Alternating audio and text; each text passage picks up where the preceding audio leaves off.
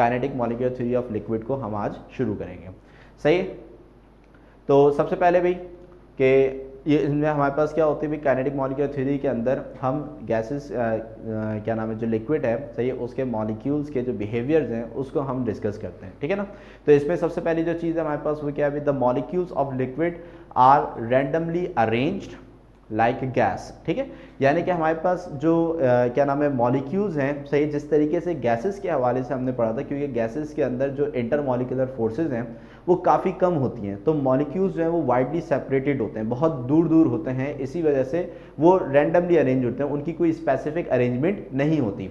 इसी तरीके से जो हमारे लिक्विड के मॉलिक्यूल्स हैं, सही, ये भी हमारे पास क्या होते हैं, रैंडमली अरेंज होते हैं, सही, इनकी भी कोई स्पेसिफिक शेप, कोई स्पेसिफिक जो है वो ऑर्डर में ये अरेंज नहीं हुए हुए होते हैं। सही, क्यों? क्योंकि इनके दरमियान जो इंटरमॉलिक्यूलर फोर्सेज हैं वो भी काफ़ी कम होती हैं, जिसकी वजह से ये एक शेप के अंदर जो है वो अरेंज नहीं होते। तो इनकी अरेंजमेंट कैसी होती है भाई, रैंडमली अरेंज्ड। सही, तो फर्स्ट पॉइंट क्या है, the molecules of liquid are randomly arrange, सही, क्योंकि इनके पास इतनी ज़्यादा इंटरमॉलिक्यूलर फोर्स नहीं होती कि ये मॉलिक्यूल्स को एक जगह पे एक शेप के अंदर क्या कर सकें, होल्ड कर सकें। सही, that's why their molecules are randomly arrange. इसके बाद नंबर सेकंड पॉइंट हमारे पास क्या है, the molecules of liquid have less kinetic energy than gas. सही, अब काइनेटिक एनर्जी जो है उसका जो रिलेशन है वो किसके साथ, द मोशन के साथ, क्योंकि जो पार्टिकल, सही, जो मॉलिक्यूल बहुत ज़्यादा तेज़ी के साथ मूव करता है,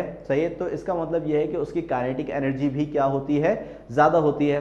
सही, अब हमारे पास क्या है कि जो लिक्विड के, जो गैस के मॉलिक्यूल्स होते हैं, सही, वो बिल्कुल ही क्या नाम है fastly in a random direction जो है वो क्या करते हैं, मोशन परफॉर्म करते हैं। सही, जो हमारे पास मॉलिक्यूल्स हैं वो रैंडम डायरेक्शन के अंदर फास्टली जो है वो मोशन परफॉर्म करते हैं। दैट्स वाई कि गैसेस के मॉलिक्यूल्स की जो काइनेटिक एनर्जी है वो काफ़ी ज़्यादा होती है, क्योंकि उनके मोशंस काफ़ी ज़्यादा होते हैं।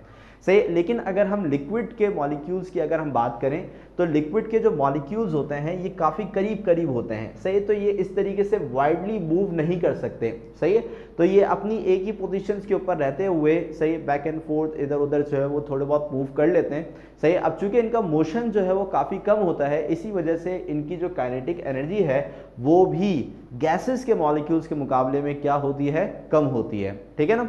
तो काइनेटिक एनर्जी जो है वो हम किसके हिसाब से देखते हैं, काइनेटिक एनर्जी हम देखते हैं मोशन के हिसाब से। सही, अगर हमारे पास मॉलिक्यूल्स के मोशन जो है वो रैपिड होंगे, तेज होंगे, ज़्यादा होंगे, सही, तो इसका मतलब ये है कि उनकी काइनेटिक एनर्जी भी ज़्यादा होगी, जो कि गैसेस के मॉलिक्यूल्स की होती है। लेकिन लिक्विड के मॉलिक्यूल्स चूँकि काफ़ी करीब करीब होते हैं, इससे ये बहुत तेज़ी से बहुत दूर तक मूव नहीं कर सकते। इसी वजह से हमारे पास इनकी काइनेटिक एनर्जी भी क्या हो जाती है, कम, क्योंकि मोशन कम हो जाता है तो काइनेटिक एनर्जी भी क्या हो जाती है, कम हो जाती है। क्लियर है बात यहाँ पे। So number 1 is molecules are randomly arrange. सही है, ये रैंडमली अरेंज होते हैं, किसी स्पेसिफिक ऑर्डर में अरेंज नहीं हुए हुए होते। और जो हमारे पास काइनेटिक एनर्जी है वो भी क्या नाम है, लिक्विड की गैसेस के मुकाबले में काफ़ी क्या होती है, कम होती है। And the third property is the molecules of liquid are fairly free to move. सही, यानी कि हमारे पास जो मॉलिक्यूल्स ऑफ लिक्विड हैं, सही, ये फ्री टू मूव होते हैं, यानी कि ये आसानी से इधर उधर जो है वो क्या कर सकते हैं, मोशन परफॉर्म कर सकते हैं, मूव कर सकते हैं। सही, लेकिन जो जिस तरीके से गैसेस के मॉलिक्यूल्स मूव कर सकते हैं रैंडमली, फास्टली, मुख्तलिफ डायरेक्शन के अंदर, वैसा मोशन नहीं परफॉर्म कर सकते, लेकिन हाँ ये कि मूव कर सकते हैं।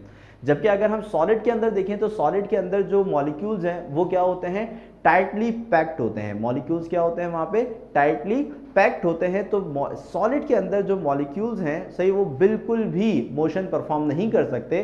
सही, लेकिन यहाँ पे हमारे पास क्या है कि लिक्विड के मॉलिक्यूल इस तरीके से, सही, अपनी पोजीशन पे रहते हुए थोड़ा बहुत मोशन जो है वो परफॉर्म, फ्रीली मूव वो कर सकते हैं। ठीक है।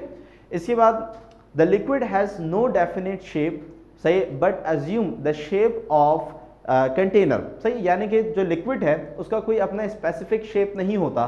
सही, लेकिन उसको हम जिस भी कंटेनर के अंदर डालते हैं, सही, तो वो लिक्विड उस कंटेनर की शेप को ऑक्यूपाई कर लेता है। सही, तो हम यही देखते हैं कि अगर हम पानी को किसी गिलास के अंदर डालते हैं, सही, तो जो पानी है वो उस गिलास की शेप के अंदर आ जाता है। सही, अगर उसको हम किसी बॉटल में डालते हैं तो वो जो पानी है वो उस बॉटल की शेप में आ जाता है।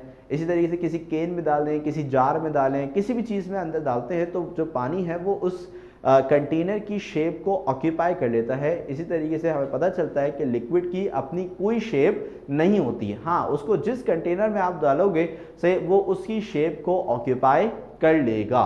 क्लियर है बात यहाँ पे?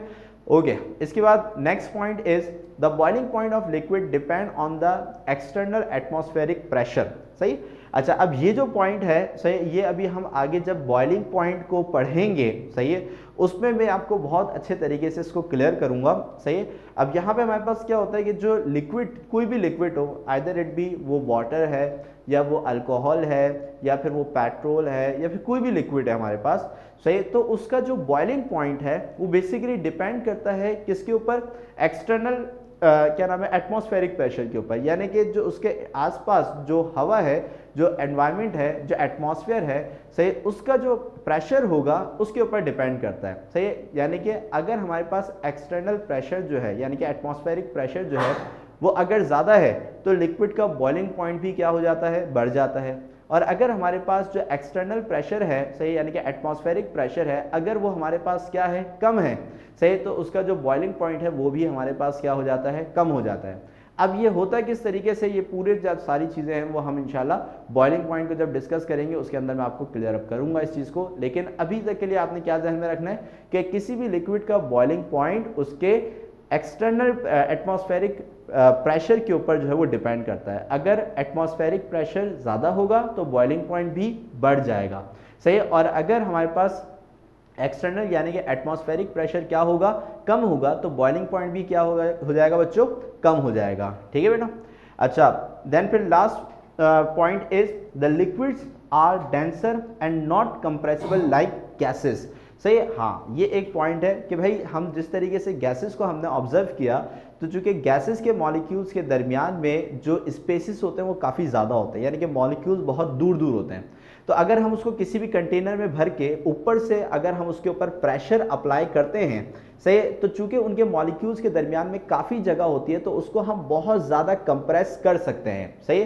तो वो अपने दरमियान जो खाली जगह है उसको यूटिलाइज करके वो बहुत ज़्यादा हद तक कंप्रेस हो सकती है। तो गैसेस आर हाईली कंप्रेसिबल, यानी कि उसको कंप्रेस किया जा सकता है।